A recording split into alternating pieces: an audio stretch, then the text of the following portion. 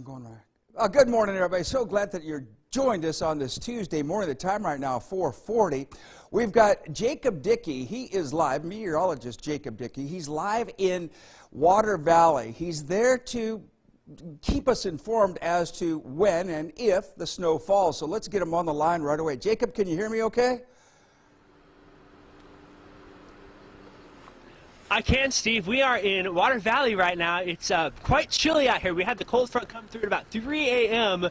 The wind really felt bitter at times, and we're seeing some flurries right now. I'm not sure if you see those on the camera. Already getting a dusting here in Yalobusha County, and some of that is melting on the roadways, so it is getting just a little slick out there in spots. But so far, things are okay for now. The heaviest snow is just off to the north and to the west of our area. Now, Amanda Reynolds, meteorologist Amanda Reynolds, she is here with me as well, and we'll be keeping an eye on things here in Yalobusha County. Again, enjoying the flurries that are out here, a little bit of that bitter cold wind, and we'll be keeping our eyes on this winter weather event that is moving through our areas, hopefully going to bring us some snow.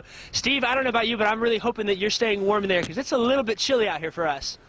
It's nice and warm, nice and cozy in the studio. Let me take another look at you real quick. I could see those flurries there flying, and it looks like, from my perspective in the studio, looking at your shot, that you can see a little bit of a coating on the ground behind you. Is that accumulation, or is it my imagination?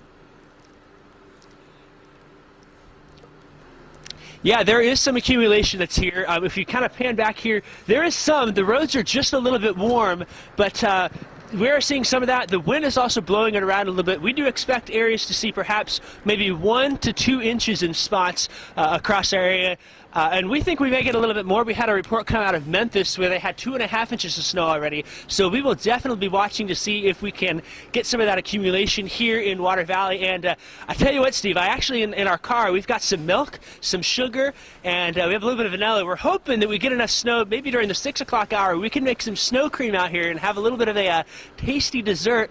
It's almost like we're cooking up a storm on the road, Steve. That sounds awesome. One of the other things that I wanted to ask you about is the wind. That was part of the puzzle today, the weather puzzle, and it doesn't look like the wind is bothersome at this point, but you're looking at the winds picking up and it being even colder, feeling even colder. Is that correct? Okay.